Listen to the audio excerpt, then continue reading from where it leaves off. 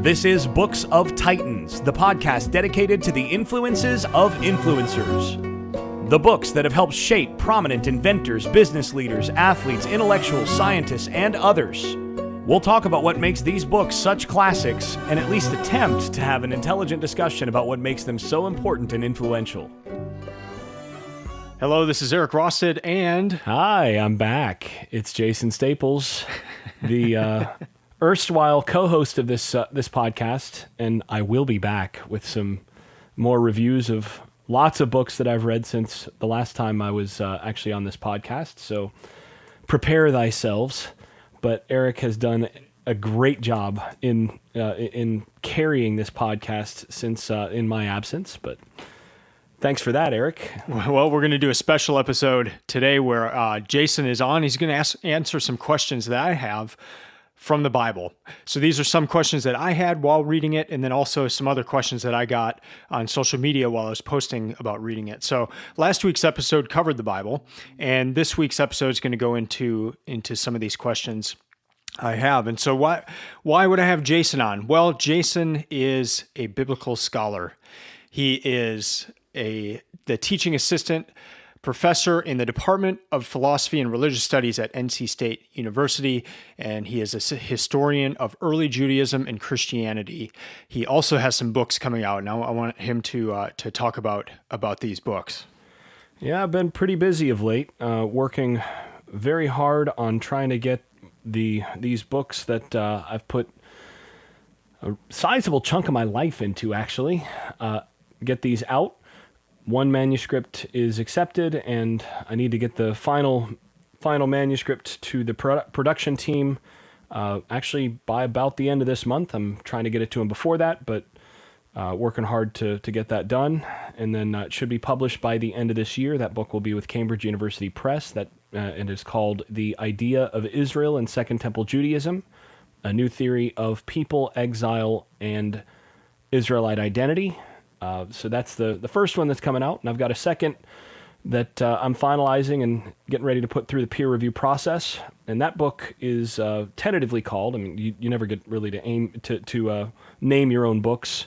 That always goes through marketing, but that book is tentatively called Paul and the Resurrection of Israel, which that book is the second volume of this 2-volume set, which looks through how the story of Israel in the Bible works in the Second Temple period, which is roughly the 6th century BCE through the 1st century CE area. For those of you not familiar with BCE and CE, it's the same as BC and AD. It just is the way that scholars in the field tend to use those terms now. Stands for before the Common Era and Common Era. But in any case, those two books have been the primary focus. I've got another book chapter for another unrelated volume that I got to get out by the 27th of this month. And also I'm working on, actually I'm quite a ways from finishing, but it's due by the end of the year, a commentary on the New Testament epistle of James. So my plate's been pretty full on the writing front. Several books should be out by mid-year of next year, and I will be looking forward to getting to do some projects that will have had their origins more recently, things that I'm maybe a little more excited about now. It's one of those things when you do a lot of research for a long time. The first parts of it can be interesting and exciting and all that, but by the time you actually get something done and you get all the footnotes done and you get all the stuff out and it's finally out, you're kind of sick of it. And that's where I'm at now, but glad to be wrapping some of these things up. Like I said, good chunk of my life going into those 2 volumes in particular, and looking forward to having those out.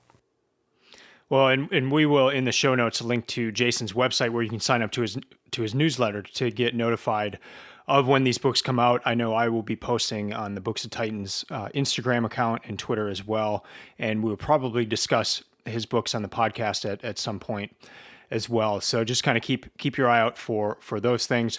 One thing I really love about Jason, I've known him 10 plus years now, and he's one of the smartest people I know. He's also very just practical in the sense of I think back to one particular example. This was actually when we talked about the book Start with Why, and I was just having a hard time thinking through, what's my why? I got to figure out my why. And Jason said, I know what my why is, and he said, the pretty straightforward commandments in when Jesus was asked what are the two most popular.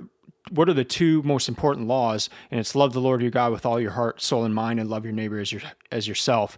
That's a pretty good place to start for a why. And I just loved the simplicity of that in the sense of, well, those are the two most important. All right, let's do them. We don't need to expound on it or talk about it ad nauseum, but let's just do it. And so I really love that about Jason, and so I'm looking forward to this episode, just asking him some questions. I have 12 plus or minus 12 questions that I want to go through, and I think these will help you as the listener as well. If you decide to read the Bible, or if you have read the Bible, maybe these are some common questions that you have as well. So some of these are questions I had. Some of these are ones that I collected on social media and actually in other conversations with friends as well. So let's get right into it. I want to start with the first question here, and I kind of try to follow the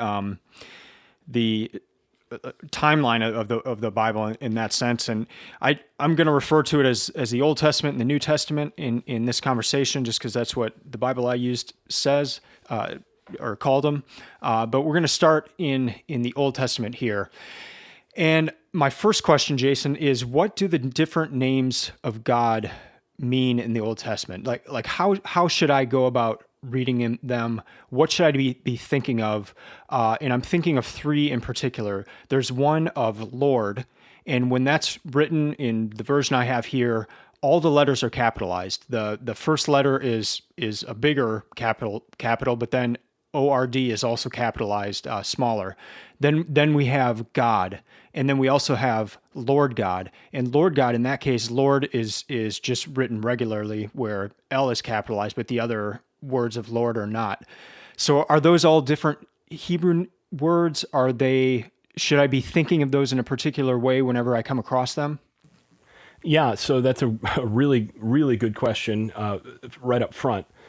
And the short answer is that yes, these are all slightly different, or in some cases very different words for the God of Israel or for gods in general. And I guess the best way that I can explain this is that Hebrew has a word that is just the generic word for deity or deities, and that is the word Elohim. Elohim actually is plural. Any im ending in Hebrew is the masculine plural ending. So Elohim really originally means something like gods, and in some cases you have ha-Elohim, the gods. So like there's the spot where it says that Enoch, for example, walked with God. It's how it always translates it in English, but it actually says in Hebrew that he walked with ha-Elohim, which some scholars have suggested that actually means he walked with the gods in a more plural sense of the term. It's not the way that came to be understood in later Jewish and Christian interpretation, which is why that is translated as a singular. And the interesting thing about Elohim in the Hebrew Bible is that when it does appear, it is, with very few exceptions, only a couple exceptions, it's used together with a singular verb. So the first line of the Hebrew Bible, for example, is Bereshit bara Elohim et hashamayim ve'et haaretz. So in either a or the, depending on how you vocalize that, beginning, God, Elohim, created.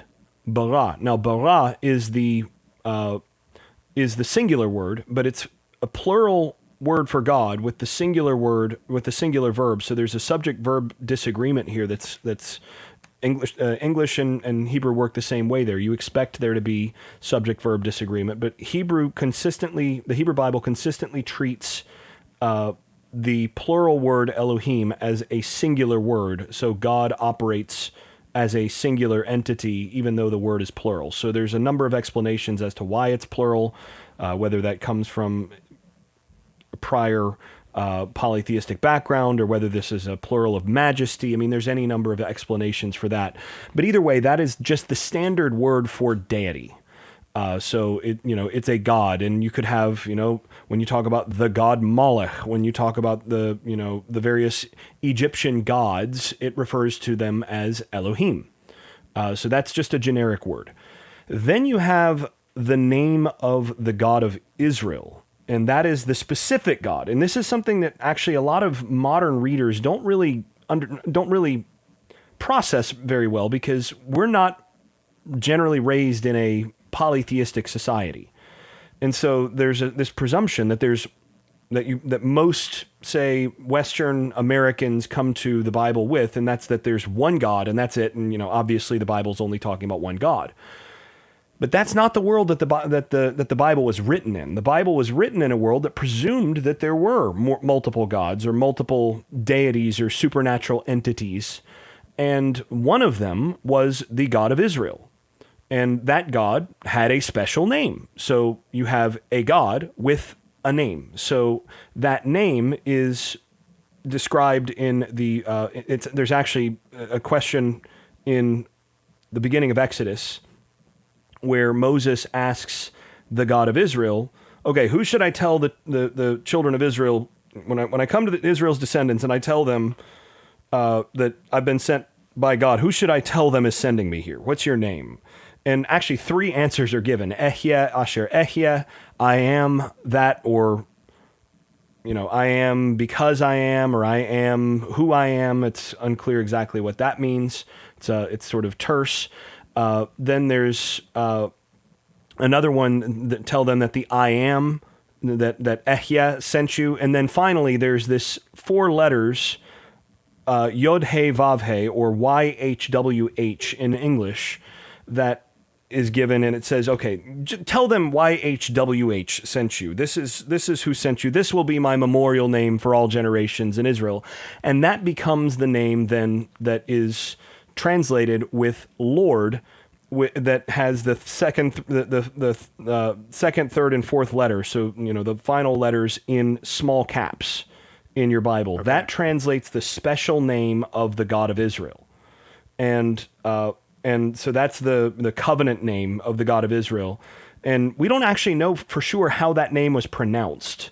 And there actually seem to have been regional dialectical differences in how that name was pronounced. In the northern part of Israel, it probably was vocalized with a middle vowel, something like Yahuwah or Yehovah, something like that. And then in the south, that middle vowel may have been elided, which gets something closer to Yahweh, which is a common way of vocalizing it for those who choose to do that.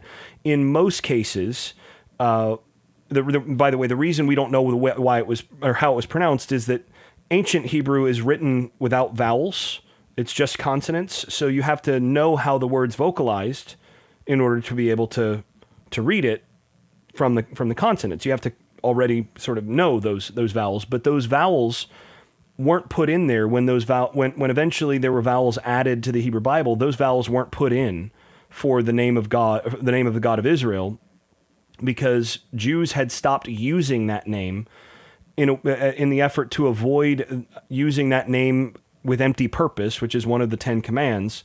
You will not use the name of, and then there's that name, YHWH, your God, for empty purpose. Well, one way of ensuring that you never make an empty use of the name is never make use of the name.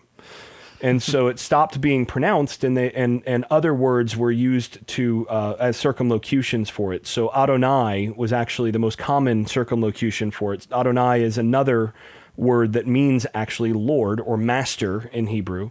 And so at a pretty early stage in early Judaism, you had people use it. They would substitute, they'd come across the name, and then they would just say the Lord or the master.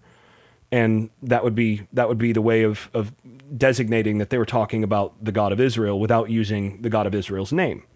Now, Adonai also is used, though, of God, the word Adonai, not not as a circumlocution, but as a name, as a title in its own right. And sometimes that appears alongside the name. So you have Lord YHWH.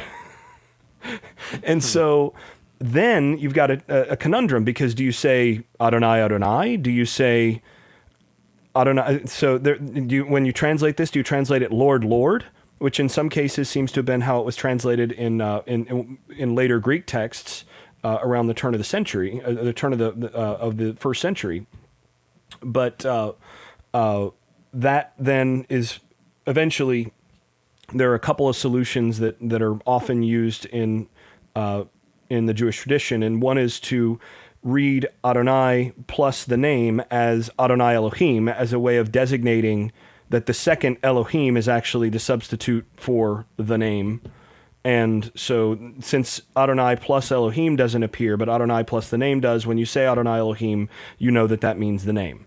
So then when you see that translation, that's the small Lord with no caps. Okay. And then you have the second word, God, is in caps, in marking out that is translating the special name of the God of Israel. And then a piece of trivia, by the way, is that the word Jehovah, which many English speakers use of God, the word Jehovah comes from actually combining the vowels for Adonai with the consonants for the name of the God of Israel. And so you put those together, and then there's one vowel shift that happens when you go from German to English, and you get Jehovah. And the reason that it starts with a J is because this was initially done in German, where the Y sound is made with the J. So Jehovah is actually a hybrid word of Adonai plus the name of the God of Israel. And most people who are going to be respectful of Jews who continue not to pronounce the name will use circumlocutions like Adonai when they're talking about the God of Israel, when they're doing scholarship and that sort of thing today. Many Jews, by the way, today don't even use the word Adonai, because that became too identified with the name, and so instead they say Hashem, which just means the name. So pretty lengthy explanation, but there's a lot going on with these names for God in the Hebrew Bible. And one last piece of trivia as well. The command not to take the name of the Lord your God in vain has nothing to do with someone, saying God or things like that, because that would be the equivalent of Elohim. It has to do specifically with using the name of the God of Israel, and most likely this refers to the use of the name of God, of invoking the name of the God of Israel in vows and then not fulfilling your vow. That seems to be the primary meaning of that command. It has nothing to do with the equivalent of swearing using God in English today. The history of swearing in English is actually class based and is a whole different story. But don't want to get too far off track there.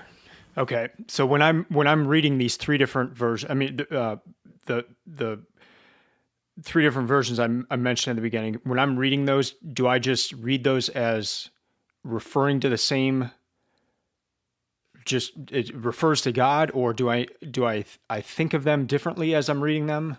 It's a great question too. So traditionally, in both Judaism and Christianity, those words refer to the same deity, but they refer to that deity in different aspects. So in rabbinic literature, you get this notion that Elohim is God in his sort of distant power, and Adonai, the name of God, in the special name of God, is God as he draws near and in his mercy.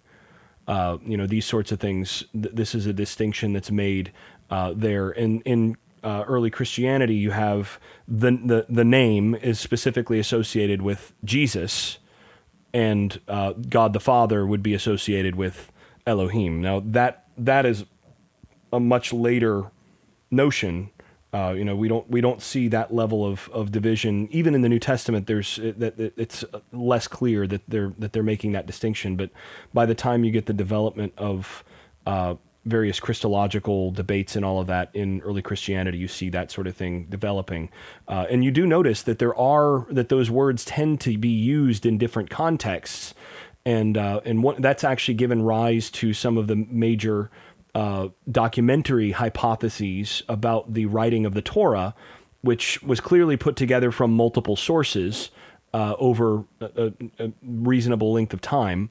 And one of the things that actually can help you have some sense of where one source might be a little different from another passage, where one passage comes from one source and another might come from the other, is actually looking at how they use the names for God. Because one set of sources, P and E, is what they're often called, the priestly source, prefers Elohim, and then you have the J source, or the Yahwist source, which uses the name for the God of Israel, even as early as Genesis, or in Genesis 2 and 3, and that these sources are kind of put together within the Torah by later editors, even though the ways that they use the specific titles for God are a little different.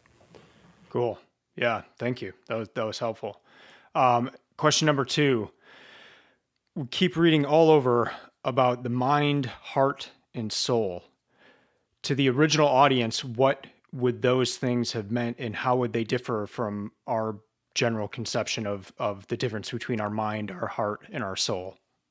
So again, that's a little bit tricky, because the audiences aren't all the same. The Bible has multiple audiences, and so when Deuteronomy, for example, uses that phraseology, it's writing to a different group that is thinking. That's a Semitic-speaking people, and the way that you use language affects the way that you think. So these are people who are thinking Hebraically, as it were, as opposed to, say, when you get the readers of the New Testament that are reading in Greek, and they're influenced by all of the baggage that comes with the Greek language. And so those sorts of things are pretty significantly different. It's generally agreed within scholarship that the Hebrew Bible and Hebrew culture in general, prior to being more Hellenized by contact with Greek culture, took a more holistic view of the person, such that the word soul is, which translates the Hebrew word nephesh, is really best understood as something like your life, or your just your central, the notion of your life force, or your being. And that's not differentiated from, say, your body, that like you have a soul within a body and that those are separate. It's not quite like that in the Hebrew Bible, but you do have notions of, you have ways of conceptualizing cognition and the will and that sort of thing. And usually you get this notion of the mind is associated with what you think and how you go about making decisions, but the heart is where you make your decisions. It's the seat of the will. And so usually that those things go together, and that carries forward into Greek. In Greek, you have the notion of the tripartite soul, which we actually discussed a couple of years ago when we talked about the Republic, where you have, anytime these kinds of terms are used in Greek, these are interfacing with that notion of the tripartite soul that's coming from Plato and Parmenides and even the pre-Socratics, where you have this idea of, again, the person's decision making, the way that you actually go about life, that we're not holistic in the sense of just being one entity, but we have a body that has certain drives and desires that might go against the drive, or go against what we know cognitively to be better. And then you have, again, the heart where you make your decisions and those sorts of things. And that carries forward definitely into the New Testament. So it's a little bit different in each place, but there are some similarities between the two. And with the soul, is there a conception that the soul would live on past the life of the body, or is it just connected for this life? We don't know for sure for a lot of the Hebrew Bible, for a lot of the context where those books were written. They don't say much about any sort of afterlife. I mean, you get a sense of after someone dies, they go to Sheol, which is often translated as something like the grave. And it's a kind of nebulous concept that we don't have a whole lot of information about, because it's one of those things that that the authors of the Bible assume that you know what this means. They assume that the currency of the word, and they don't explain it. And so since they don't really explain it, we kind of have to go with the best we got there and try to piece together from how it's used what it means. But it usually means something like the grave, or, sort of this shadowy post-existence. So there seems to be some sense that there might be some sort of quasi afterlife, but it's not like a real life, if you will. And later on, when you get the introduction of the notion of resurrection, that seems to tie into the idea that there is a sort of permanent essence to a person, but that person is still not really alive or around unless they're embodied. And so coming up, you have to be resurrected from Sheol to actually live again. And this is, the notion of the age to come, or the time after the resurrection that you get in Judaism. And then eventually that becomes something that becomes an important part of early Christianity, as Jesus talks plenty about the resurrection, and you get continued hopes for the resurrection through the letters of Paul and also into Revelation and elsewhere. So there's this notion of an embodiedness that ties together with the soul, with this life force, but the life force itself isn't really a thing sort of that has any real essence that to speak of until it's embodied. And there's some question as to what kind of body the resurrection might entail, but and you get that like in 1 Corinthians 15, there's some discussion about that with celestial bodies versus fleshly bodies and all of those things. And again, it gets pretty complicated pretty quickly. But yeah, that's like I said, that's one that's going to vary a little bit across the various sources within the Bible, various books within the Bible, and also even where we have a good sense of it, it's not especially well defined. All right. Question number 3 has to do with face-to-face.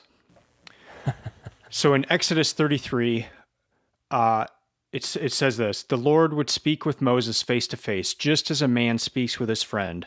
Then Moses would return to the camp."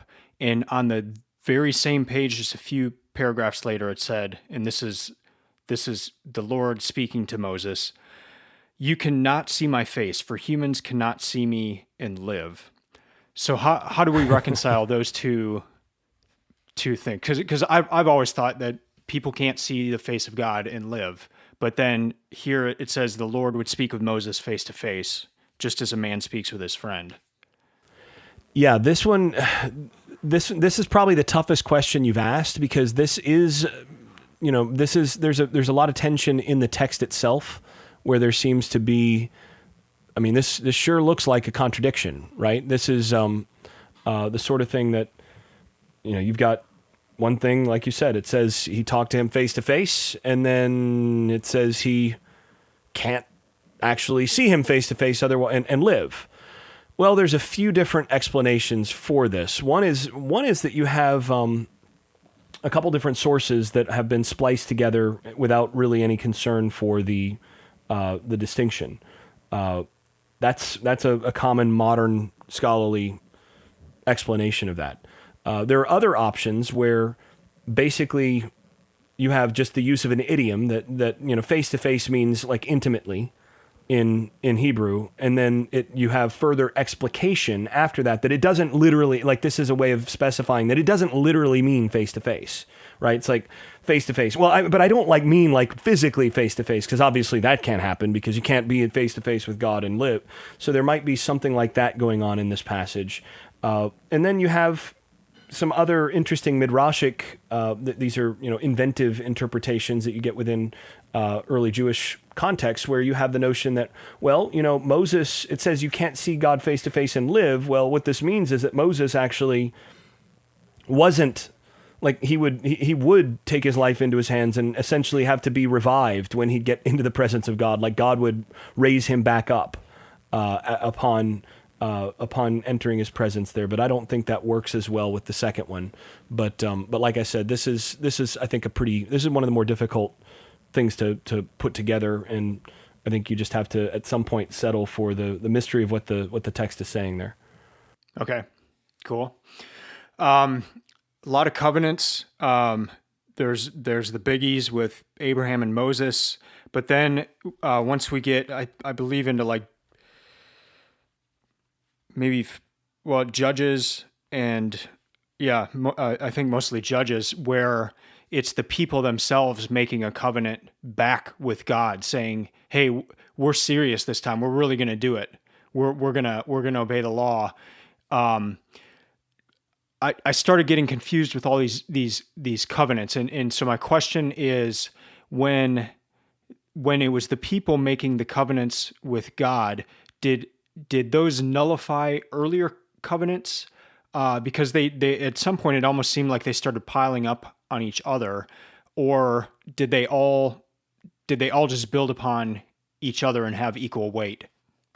So, generally speaking, the way that this works is that these are probably better treated as covenant renewals. So most of these would be looked at as a renewal of the covenant, or basically this is a restatement of or a re-acceptance of the covenant. And you'll notice that much of this happens in a new generation. So you have the prior generation had made their covenantal commitment, and now, after some lapse or whatever, you have sort of a restatement of covenant that, you brought up the covenant, say, when the Israelites, would say, okay, now we're serious. You get that idea, like with Joshua, for example, where they basically reclaim the covenant once again. That's not an abrogation or an annulment of the prior covenant any more than, say, if you were to go through a marriage ceremony or a restatement of your vows with your wife, that doesn't nullify the prior marriage, but it's a restatement of your vows. So you get that notion with many of them, but there are other covenants that are made that are more specific. So you have, for example, the covenant that God makes with David. You have the covenant that God makes with Aaron and Aaron's descendants, and then the descendants of Phinehas, and then the descendants of Zadok. These are priestly covenants, and those covenants apply to those individuals and their lineage, but they don't apply to the people as a whole.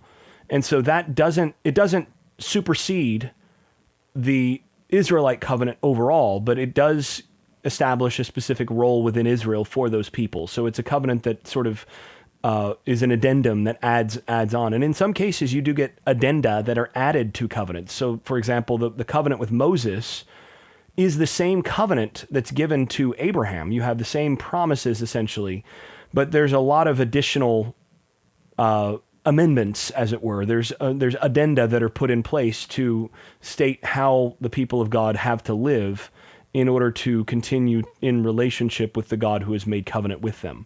Which is also, it's worth noting, by the way, that in the Torah, in the Jewish Bible, you do not have the notion of trying to earn your salvation or earn God's favor. Instead, God's favor comes first.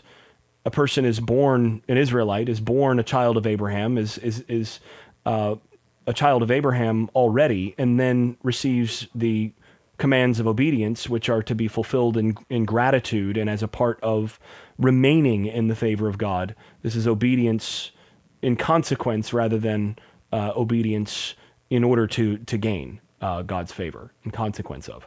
So that's worth noting there. But yeah, there's a lot of that. And that actually applies also even in the New Testament, which New Testament, of course, means New Covenant. Novum Testamentum is Latin for New Covenant. And when you get to the New Testament, they're actually proclaiming that the covenant renewal that was promised by specifically actually Jeremiah in Jeremiah 31 through 34, where there's a promise of a new covenant that will be made with the house of Israel and the house of Judah. The earliest Christians are proclaiming that covenant that was promised, this renewal of the covenant that was promised to the descendants of Israel, has begun to be fulfilled through the life, death, resurrection of Jesus, and then the concomitant sending of the Holy Spirit to the people of God to enable them to do God's will, and that becomes that's a new covenant that then does not abrogate the old covenant, but it supersedes it in as much as it is a renewal of it. So it doesn't eliminate it. It is simply a renewal of it. And I guess supersede isn't even the right word there. It's more of a covenant renewal. It's a reintroduction or a restatement of covenantal terms as God readopts his people. Well, and then there's also the talk of eternal covenants. But then also, so was the with Eli, was that a covenant with Eli because that was lost because of his sons, right? Right. Yeah. So any covenant in the Bible, even when it's called eternal, that's a complicated notion in itself. But any covenant in the Bible is ultimately conditional in some sense, because covenants have two parties that are involved, and you have statements of requirement from one party to another, and then that party then requires reciprocity. Covenants are always reciprocal.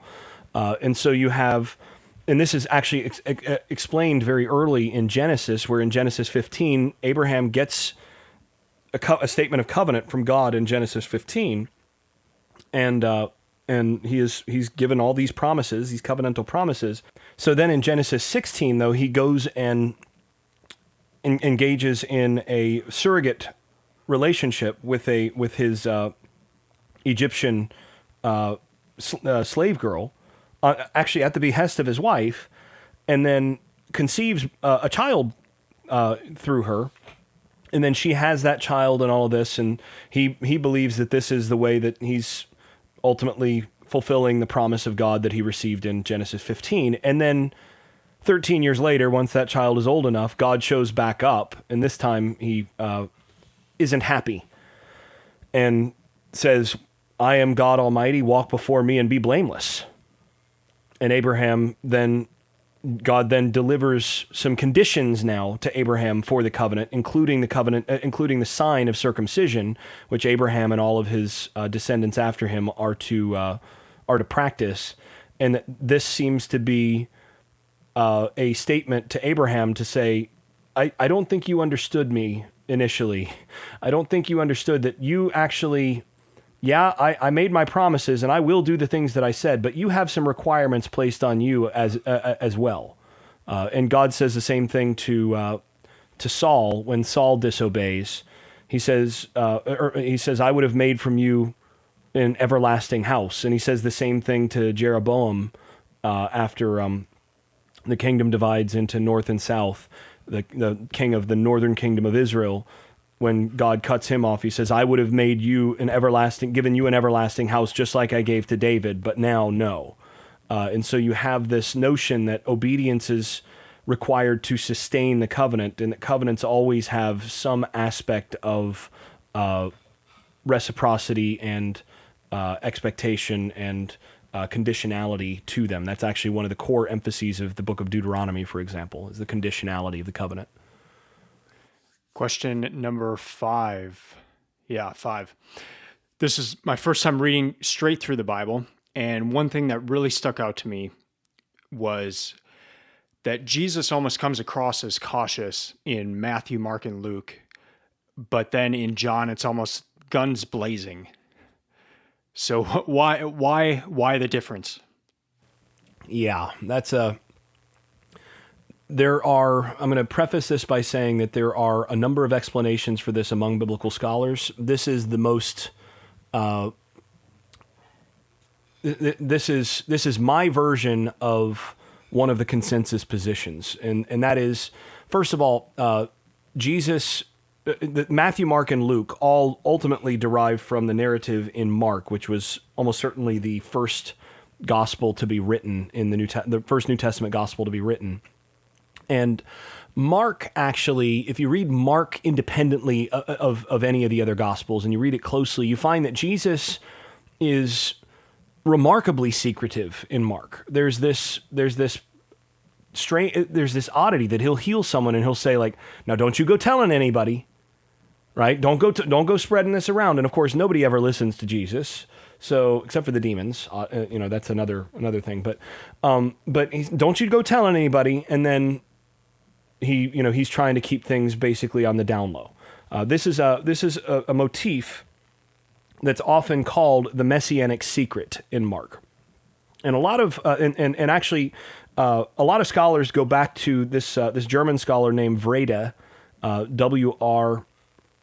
Wrede, Vrede argued that this was Mark's way of, in a narrative fashion, explaining why why Christians were preaching that Jesus was the Messiah when it's not evident that Jesus claimed publicly to be the Messiah. Like, well, wait a second, you're telling us that this guy was the Messiah, but why didn't anybody think that while he was alive? And Mark's narrative answer for this is kind of an apologetic move, is to say, well, the reason that people didn't know this, except for the people on the inside, is that Jesus wasn't real open about this. Like, he had a specific way of doing this, that he kept things kind of on the down low until it was time. And so, but we on the inside, Jesus dealt with the insiders and let us in on a little bit more. But of course, we misunderstood everything from the beginning too. And really, we didn't see it until the resurrection, when finally everything was explained, at the crucifixion and resurrection, that finally explains what's going on.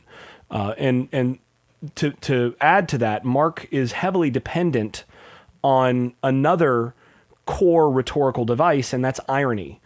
Dramatic irony specifically. And this is the disconnect between what the characters in the story understand to be going on and how they understand things, and what the reader is expected to understand and to know. I mean, and so if you think about this, like in horror movies, you often have a dependence on dramatic irony where the characters are making decisions that the audience knows full well that these are terrible decisions, but from the character's point of view, you couldn't know that.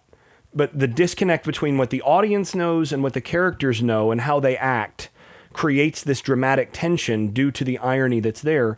And Mark depends on this a lot with how certain words are used, how certain phrases are used, which Bible verses Jesus quotes and in what fashion,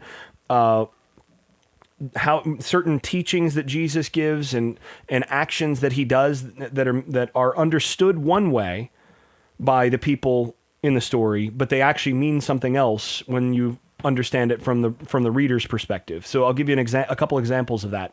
One is Jesus is in the process of being executed. He is stripped of his garment, and then they dress him in royal robes, purple robes, and purple garments, and they put a crown of thorns on his head, and they put a reed in his hand with as a staff, and they bow down to him. These are the Roman soldiers. They bow down to him, and they, as though they're worshiping him or as though they're doing obeisance to him, and they say, "Hail, King of the Jews!" Right? And they're doing this mocking him, right? That's the level of the story. They understand themselves to be mocking this person. But from the level of the reader who knows the Hebrew Bible, which is what Mark is kind of assuming for his readers, if you know the Old Testament, then you know that the prophets have this promise that the King of Israel will be lifted up, and the nations will come and bow down to the King of Israel. The Gentiles will come and bow down to the King of Israel. And so when you're reading Mark, you come across this and you go, oh, wow, prophecy's being fulfilled. Now, it's being fulfilled in the most unexpected way possible, because this looks like total defeat. But it's being fulfilled. Or Jesus is lifted up. Well, in Greek, this can mean either to be exalted, that, this is a word of exaltation, or in the Gospel of Mark, Jesus is lifted up, that is exalted, precisely when he is lifted up to be executed on a tree. So his moment of exaltation, his enthronement, is the moment that looks like it's the most devastating and the moment of defeat. Similarly, when Jesus cries out from the cross, my God, why have you forsaken me?" This sounds like he's crying out this in final agony, his abandonment from God. Oh no, this is not what I expected. But if you know Psalm 22, that's the first line of Psalm 22, the first verse of Psalm 22. That's Psalm 22:1. And Psalm 22 includes lines later on, such as, God has not turned his face away from the suffering of his afflicted one. So by the way, you get these hymns, for example, that say, oh, the Father turned his face away. Read Psalm 21. Psalm 21 says the Father did not turn his face away. And Psalm 22 then finishes with the statement, I will declare his praises in the assembly of my brothers, for he has accomplished it, or he has done it. And it concludes in this praise of vindication that the afflicted one who cried out to God has accomplished his purpose and his mission in fulfilling the promises to Israel and doing all of these things, and that ultimately God has vindicated this person. So all of that's embedded in this one statement in the Gospel of Mark that if you read it on the level of what the characters think, you're going to misread it. But if you read it with the knowledge of Psalm 22, you realize, oh, wow, Mark is saying that paradoxically, this is the moment when he does it. And so this is the sort of reversal that Mark is depending on throughout, that Jesus is exalted by becoming the servant. Jesus is the one who, who becomes the greatest by serving all. And all of these things are embedded. It's the reversal, the ironic, dramatic reversals in Mark that are embedded in there. And those persist to varying degrees in Matthew and Luke, each of whom use Mark. And there's actually some interesting, sort of errors in editing. You've got, for example, places where Jesus, for example, will be with a large crowd of people, and then he'll heal someone and then tell that person, now don't you tell anybody. And you're like, yeah, you're with over 1,000, you're thousands of people here. Like in the narrative here in Matthew or Luke, like there's thousands of people here. But if you go back to that story in Mark, he's not with thousands of people when that healing happens. And it just happens to be that in the new context in Matthew or Luke, where they're using that story, they didn't edit it to say, okay, and then they left the crowd, and then, so they're just working with the material that they're familiar with, and you get that going. So that carries forward in both Matthew and in Luke, both of whom kind of have this same idea that Jesus teaches in parables to the outsiders, and he kind of keeps things internal in terms of that. John is a different animal altogether. John comes along, and for John, and I think Mark Goodacre, who's writing a book on this, is right, that John already knows Matthew, Mark, and Luke. He knows what are called the synoptic gospels because they see together, synoptic. John is more interested in making sure that you read those synoptic gospels in specific ways, and he wants to come in and characterize Jesus in specific ways that make things more obvious than, say, what they are in Mark. And so John presents itself as sort of the gospel from the insider's perspective. Jesus, you notice when Jesus is talking, like in John 3:16, where you have, for God loved the world in this way, that he gave his only begotten Son, that whoever believes in him would not perish but have eternal life. You have this statement, and you must be born again. All these famous places from the Gospel of John. All that stuff is in a long speech, a philosophical speech that's given to a Jewish leader under cover of darkness. This is not public teaching. And the second half of John is basically one day. It's a 24-hour period where Jesus is with no one but his own disciples. And he's speaking very plainly with them in the ways that it's sort of working with this distinction between the insiders and the outsiders, where in John, it's trying to give you the insider view. This is sort of the conceit. This is the frame that John wants to give you, is that, like, look, this is what it was all about. And, if you really want to understand what the other gospels are talking about, you have to read them this way. And it's designed to give you that kind of view. So that's why the guns are blazing in John, is that it's trying to build on that and trying to make sure that you don't misread those other gospels or misread them in a way that the author of the Gospel of John would not want you to read them. Well, and along these lines, the other thing that really stuck out, especially in Matthew, was just the different names of Jesus. And as you mentioned, Jesus never calls himself Messiah, but Jesus always refers to himself as the Son of Man. The demon-possessed always call him the Son of God. those who need healing always call him the Son of David. And then we see the Magi and Pilate call him King of the Jews, and the Magi,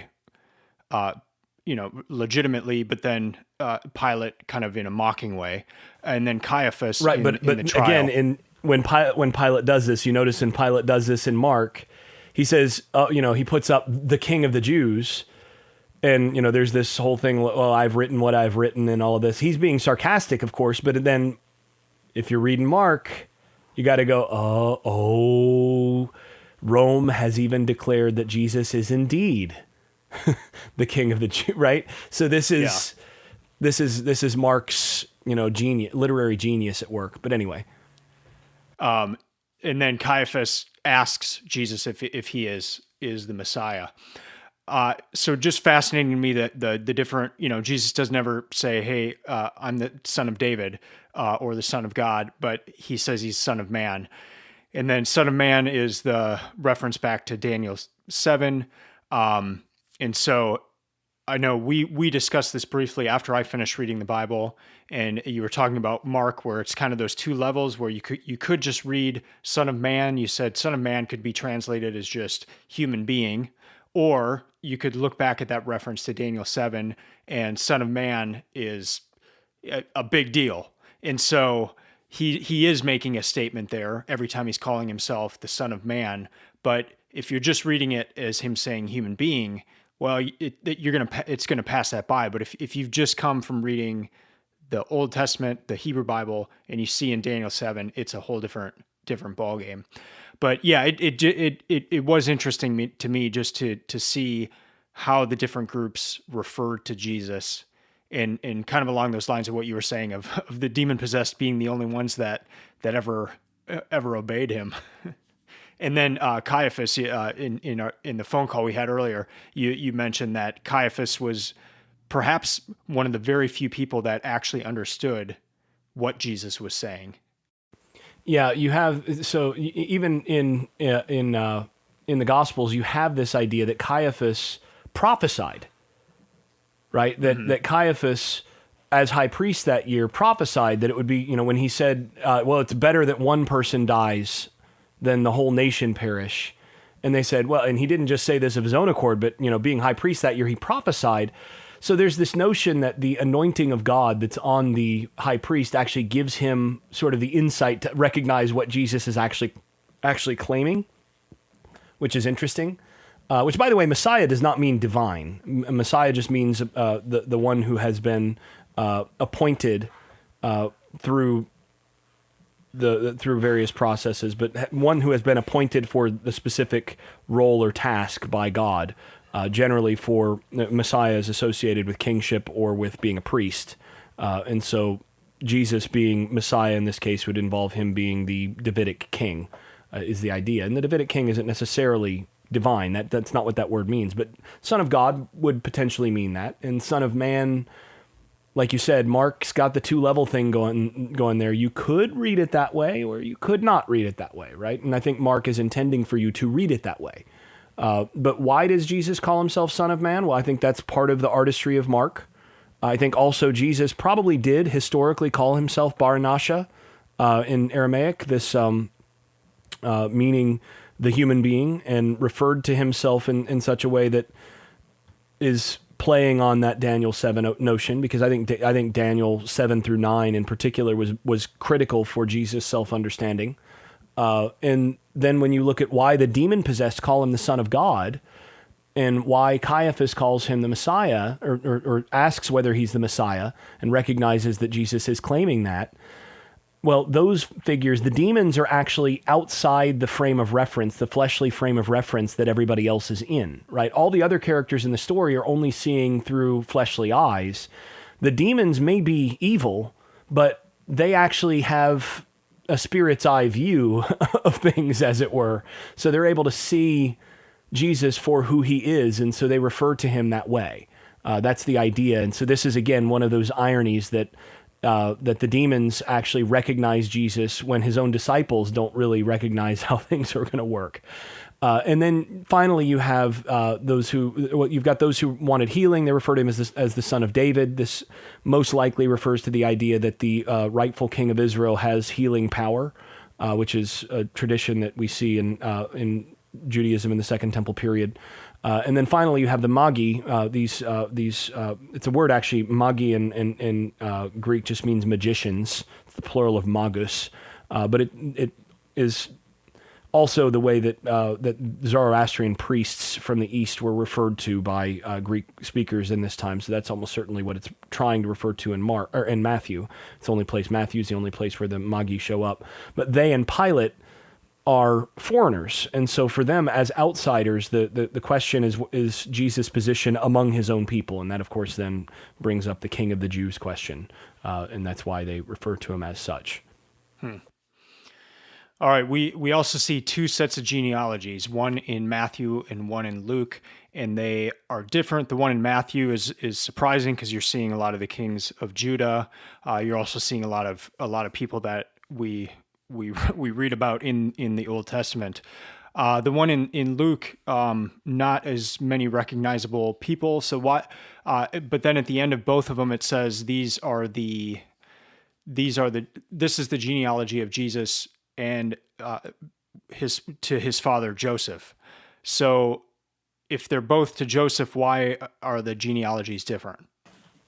Yeah, so one explanation is simply that they had different source material for this, or just did it differently.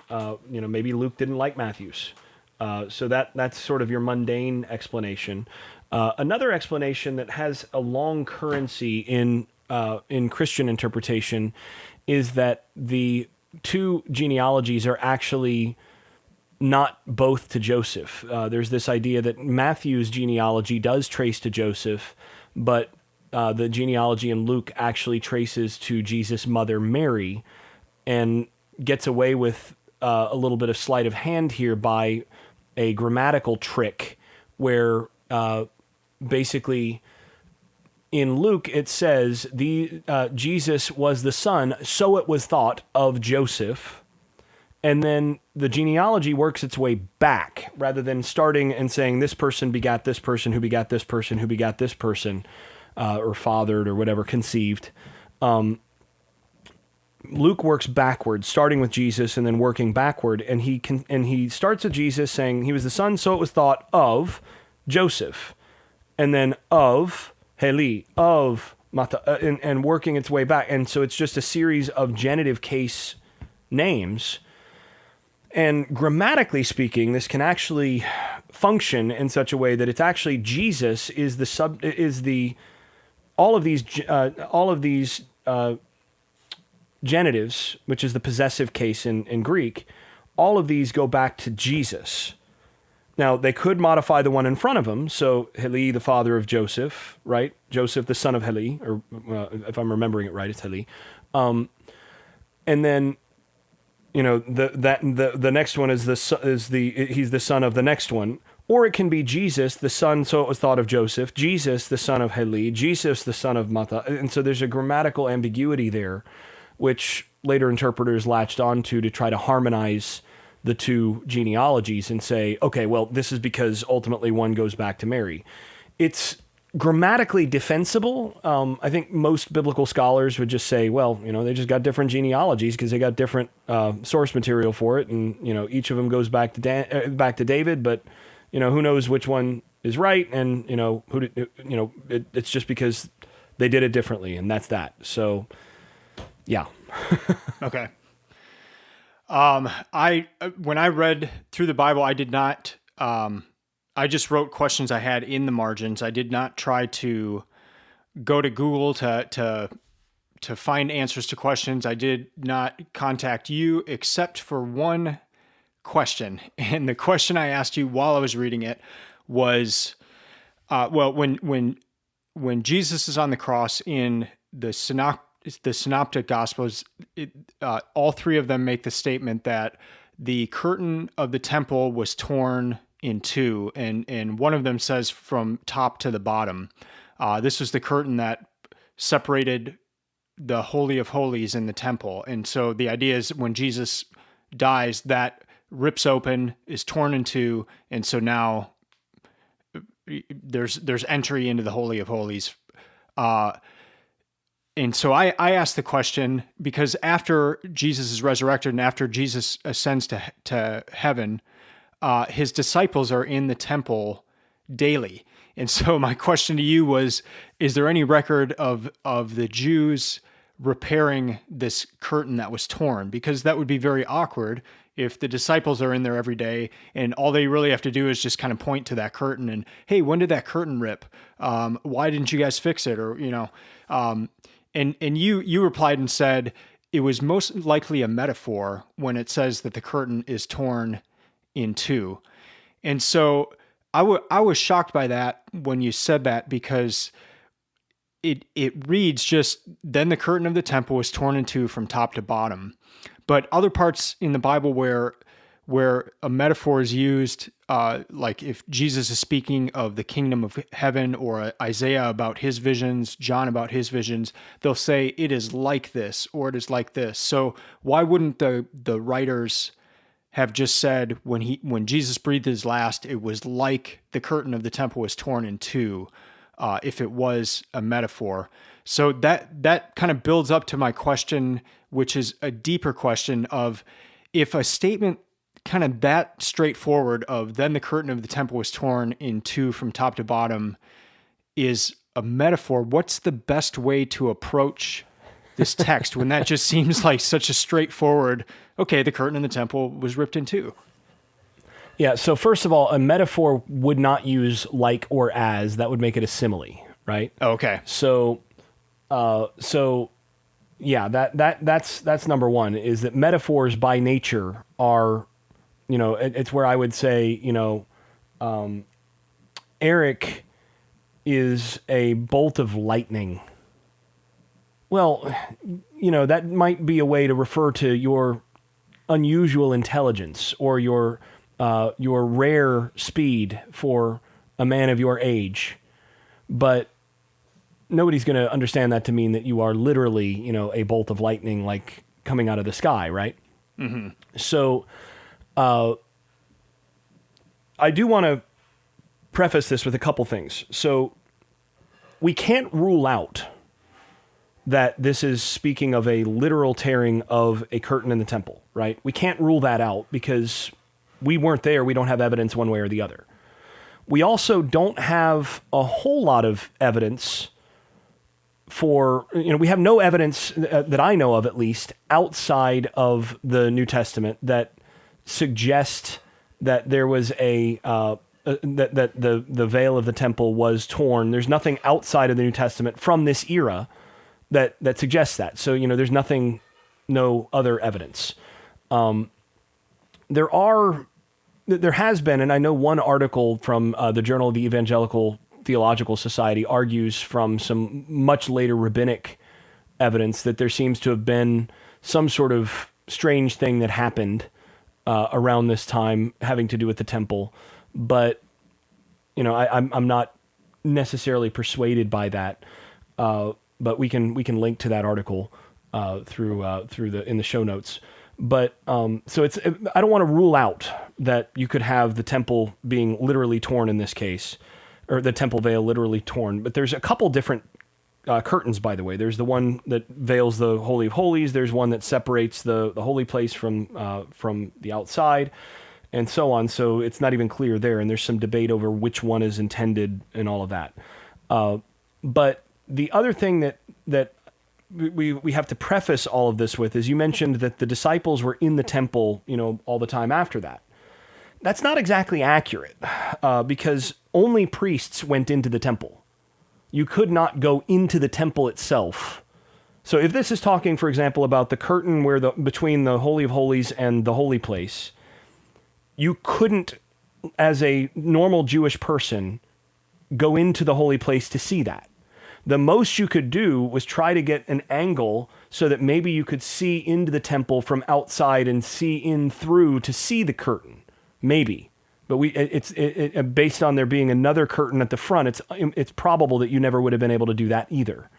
So when it talks about them being in the temple, in the New Testament, it's talking about them. This is shorthand for them being on the temple grounds in the temple courts. This is on in the temple precincts. It's short for that, because no one could go into the temple building itself other than the priests themselves, and that would be actually only like one at a time to offer the incense before the altar of incense and all of that. And in the Holy of Holies, only one priest once a year would go in there, right?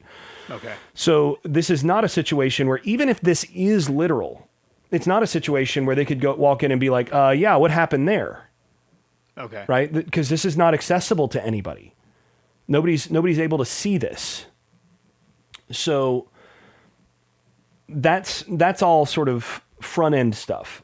The reason that I take this as most likely being metaphorical is that the Gospels are pretty consistent, and you see this especially in John, but the Gospels are pretty consistent in regarding Jesus' body as the temple, right? And this specifically has to do with Jesus' statement, which is, destroy this temple, and in 3 days I will raise it. I will build it back up again, or I will raise it up again. And John explicitly says they thought he was talking about this temple, about the physical temple, but what they didn't realize is he was talking about the temple of his body. Well, you can extend the same insight to, okay, well, what's the temple veil then? Well, it's Jesus' body. This happens at the moment that he dies, that Jesus' body is... The veil is torn and Jesus dies, the spirit leaves, and that moment is the sort of tearing of the presence away, right? But it's also the thing that then gives access, because Jesus, as the temple, when he resurrects and then ascends and then sends his spirit, then his body, ultimately, the church becomes his body, right? His people become his body, so that this extends to everyone. And so this seems to me to be, again, Mark speaking in a very elusive fashion initially, and then Matthew and Luke pulling from that as well, where he's saying, the temple, then he did, when he died, the temple veil was torn. This is specifically connecting what's happening with Jesus to the salvific atonement aspect of the death. And I think that's what that's really about. And even if it were referring to the literal curtain in the temple, and again, we can't rule that out, the meaning would be the same. Mm-hmm. So, you get the same meaning out of the passage either way. So there's not a whole lot at stake one way or the other there. Okay. Well, along these lines of when Jesus is killed, there's darkness, there's earthquakes, and then at the moment of his death, it says that the dead rise, like some people who are dead come out of their graves. So this is a question a friend of mine had. You effectively have zombies running around. Why isn't there any record of someone like Josephus tweeting this out? What in the Sam Hill is going on in Jerusalem? Like what, like even some sort of a mention somewhere, like there's dead people walking around Jerusalem. What's going on? Well, for one, they're not dead people, right? These are not zombies. These are people who are resurrected. These are people who are alive, very much alive. Mm-hmm. And so you have that notion there, first and foremost. Secondly, it doesn't appear, we don't have any evidence of this outside of Matthew, and it doesn't get mentioned in Mark or Luke or in John either. So, as far as we know, this is the sort of, again, potentially something that Matthew's putting in for a literary purpose. If we're going to talk about this as a historical event, then the only ways that we could really explain this is, one, we don't have a whole lot of material from this period, right? You've got the New Testament, and you've got Josephus, who's writing decades later and is, writing on different things. That is basically those are the only sources we have from the era, mm-hmm. right? That refer to this time. So you're not going to get a whole lot of corroboration on much of anything. So even if it is historical, you're not going to get much of that.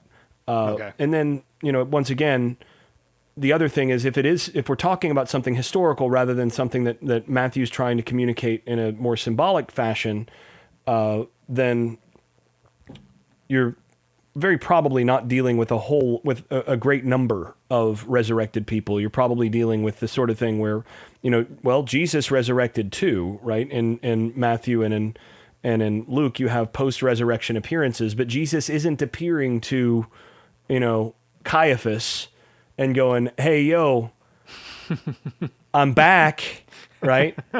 "By the way, I'm going to go say hello to my dad from you." These sorts of things. You don't have that. Yeah. Jesus appears only to his disciples. And so, these resurrected folks, I think the notion would be that they only were visiting those that became a part of the community. So that's another side to this. So again, I'm not sure that we should understand that part of Matthew as specifically a historical event. Because of lots of the other apocalyptic imagery around that. N.T. Wright has some things to say about the apocalyptic language here and what that means in terms of how Matthew is writing this and how that would have been read by a first century person. And I think Tom is right in how he reads that. So that's sort of where I come in on it. But even if it's something that's literal, I think there's good reason that you wouldn't see any discussion of it. Okay. We referenced this earlier with the afterlife. That was a big shock to me, just reading it straight through, not really seeing any mention in the Old Testament other than what you had said of Sheol. And then descriptions in the New Testament of an afterlife just kind of left me confused. I think I went into reading the Bible more of having this idea of a clear-cut heaven and hell or some sort of a place that you go afterwards. So I didn't see it in the Old Testament other than Sheol, and then in the New Testament, just not how I'm accustomed to hearing it in church. So where did these ideas come from, and like when did they creep in if we're not seeing them here necessarily? Once again, this is complicated because there's some developing ideas about the afterlife throughout the period prior to Christianity. So by the time you get to the 2nd century, you have a mention of a future resurrection in Daniel 12. You have some discussions of resurrection in 2nd Maccabees, which is one of the books that's in the deuterocanonical works that are often called the Apocrypha in the Catholic Bible, for example. You have some mentions of resurrection there, and there's this idea of a future judgment after people are raised from the dead, that's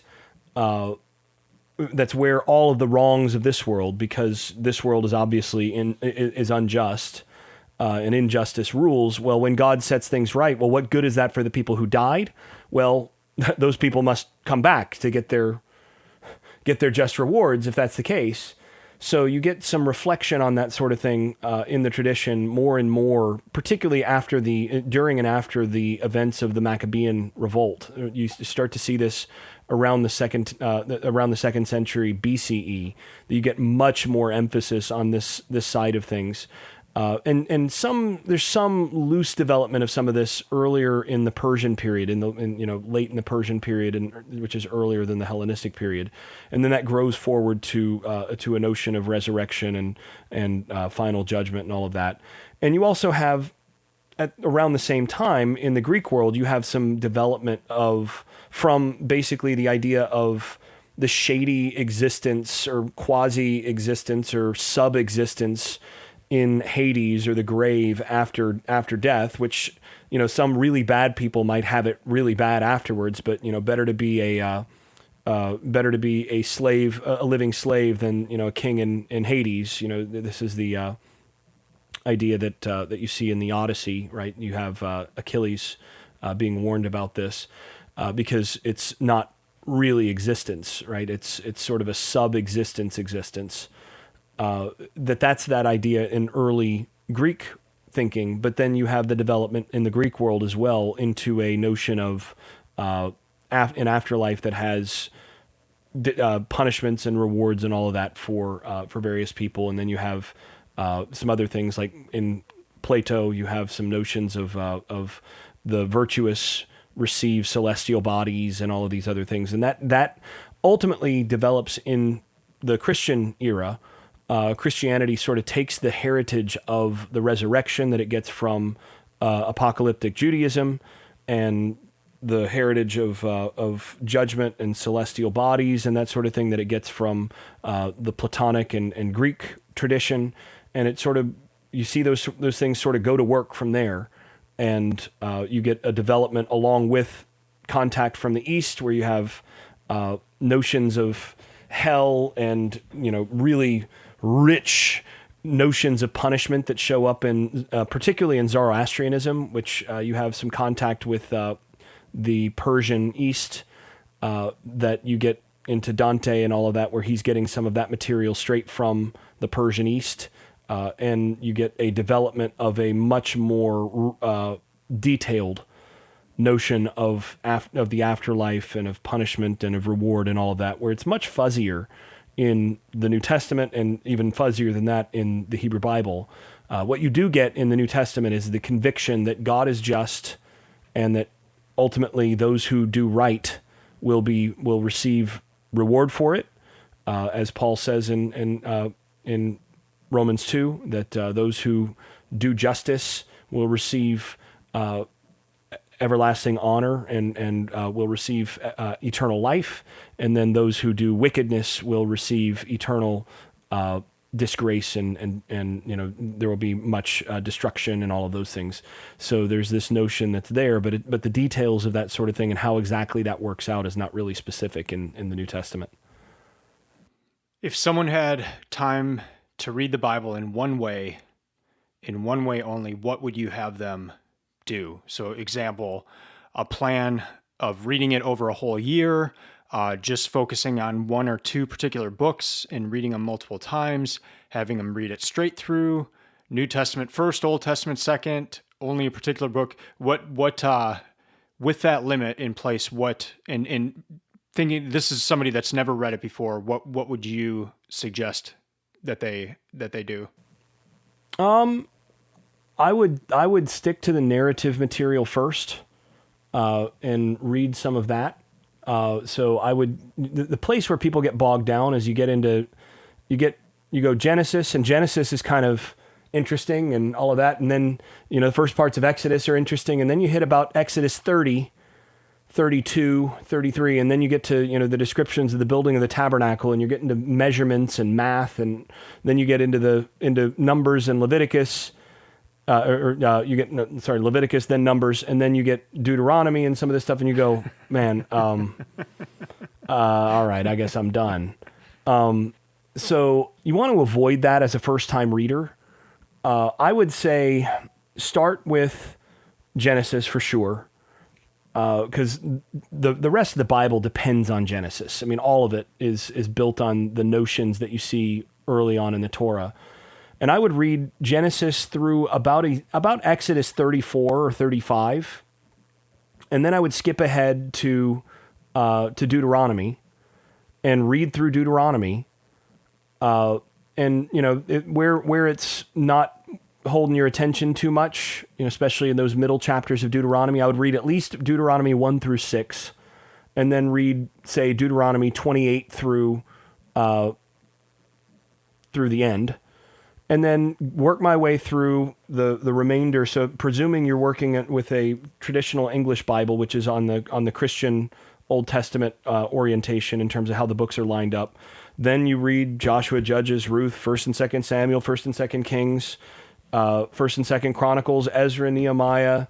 You work all the way through all of those books and do it quickly. Read it like it's a novel. I mean, these are really interesting stories. They're if you tried to do the Book of Judges on television, that would have to be one of those like pay-per-view Triple X. or it would be controversial and it'd have to be on HBO or something, because you think Game of Thrones is violent and all sorts of nasty stuff in there. Yeah. Read the Book of Judges. So this stuff will keep you awake and keep you interested. So get through the narratives first. You got to make sure you have enough of the covenantal material in Deuteronomy in particular. And then from there, start working through the, you can read through the rest of the Bible, or the rest of the Hebrew Bible at that point in terms of prophets and all of that. That's probably what I would suggest. So from there, you're reading, and while I'm doing all that, by the way, I would read one proverb per day. Just read the one that's noted for that day. So if it's the first, read Proverbs 1, read Proverbs 2 on the second day, and so on. So you do that along with your regular read through, and then read a few Psalms a day and work your way through Psalms as you're reading the other stuff. And then once you get through Ezra, Nehemiah, you go to Esther, right? No problem. Job, also interesting. You read through Ecclesiastes. By that point, you should be done with Proverbs, and Ecclesiastes has lots to say in about what's going on in Proverbs. And you can start to work your way into that. And then from there, you work into the prophets. And the best bet when you're reading the prophets is you need to have a Bible that has enough notes that gives you something to sort of latch on to, because each of these prophets is dealing with a specific context. And if you don't know the context, if you're not going, oh yeah, Isaiah's alive during the time of Hezekiah when this was happening and what I read in, 2 Kings. Well, if you don't have that, you're going to miss a lot. So you want to have something that has enough to help you there. I would recommend for the Hebrew Bible that people use Robert Alter's recent translation with notes, which is really terrific, and it's very readable. But work your way through there and then get to the New Testament and just fly through the New Testament in order. No problem. That's how I would do it. And I would try to do it as quickly as possible, reading it like a novel, and work from there. And then once you're done with all of that, you can go back if you want to and plow through, Leviticus and Numbers, because again, most people are going to have a little bit more trouble there. Yeah. So that would be how I would suggest it. Cool. Yeah, and that's pretty much what I just did. I didn't skip around. I just went straight through. That's the first time I'd ever done it in my life, and yeah, things. It gives you a whole different perspective when you read it as a story. Yep. Two more questions. One, you teach a lot of students. You see a lot of students coming in from different backgrounds, all sorts of stuff. What is one thing that just comes to mind immediately of what you wished your students understood, or something that they get wrong most often that you wish you could correct? Wow, there are a lot of those. I would say probably specifically, obviously, with the Bible. Yeah, not just general. Yeah, I would say probably this idea that you have in the Old Testament, you have this notion of legalism where you're trying to earn God's favor through obedience. But then when you get to the New Testament, God is a God of mercy, and it really doesn't matter what you do. It's all about what you believe, sort of cognitively. That I think is the most common and most pernicious error or mistake that I get from students all the time.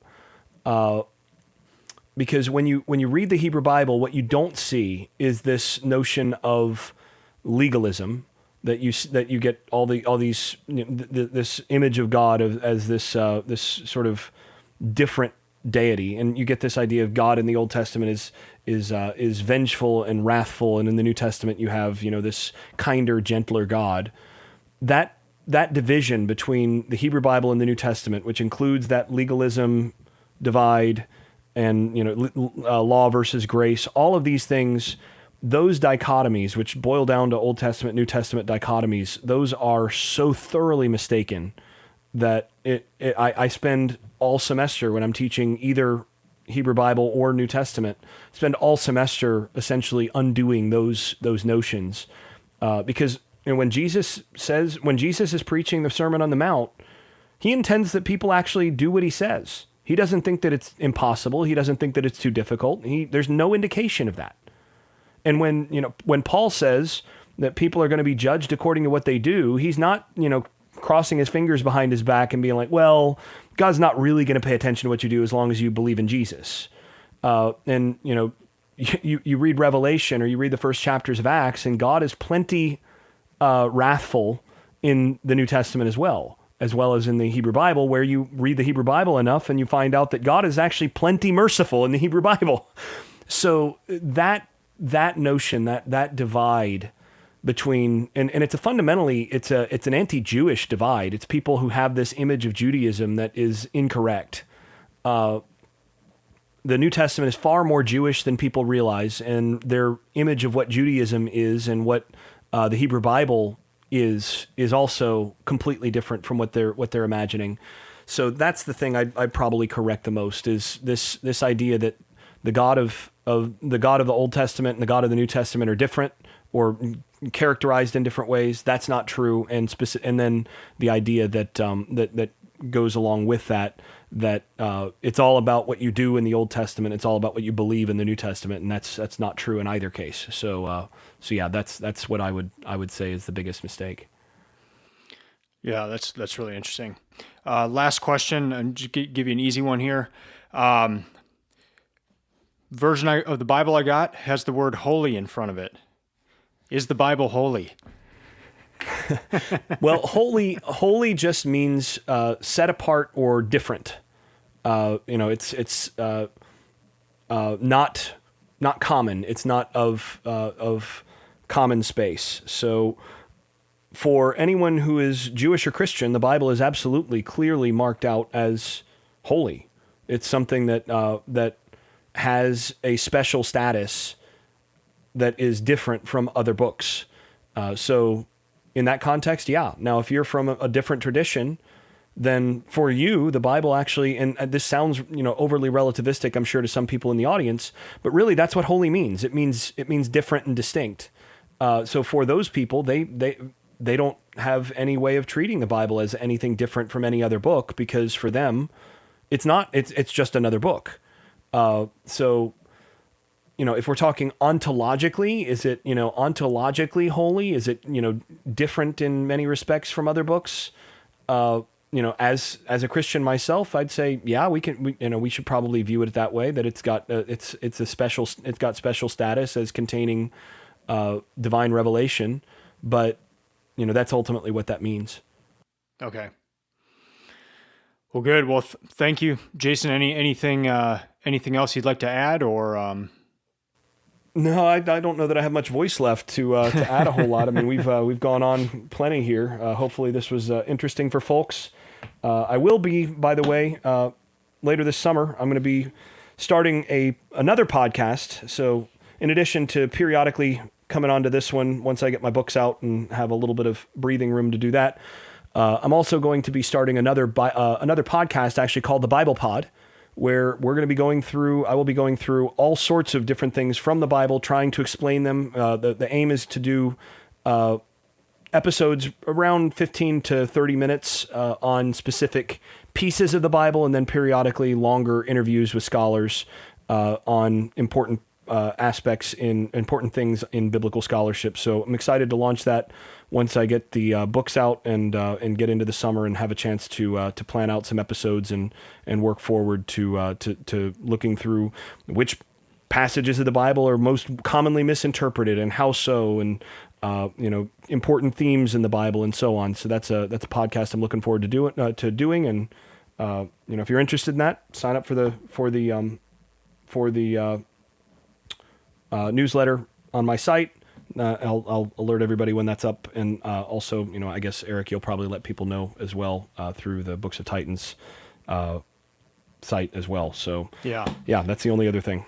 Well, good. And so, yeah, it's jasonstaples.com. We will link to it in the show notes. That's going to do it for this episode. Thanks for listening. I'd love to hear from you. If you have any questions about this episode or anything stuck out to you, you can email me at eric at booksoftitans.com. That's Eric with a K. So ERIK at booksoftitans.com. Remember to follow Books of Titans on Instagram or Twitter. It's just at Books of Titans. And the website is stock full of resources to help you find books and to create your own reading list. Reminder that the podcast will release every 2 weeks. This is a special episode, so this will be within the 2 weeks. But I'll be back next week, and I'm probably going to be covering the Sacred Romance, which is my hinge book. And the hinge book is the book all of my other books in my library hinge upon. So this one had a big impact on me in 1997 or 98, and it led me on a journey to reading the classics and reading C.S. Lewis and all sorts of other people. So that will be a fun episode. Until then, keep reading, keep learning, and keep listening. I'm out.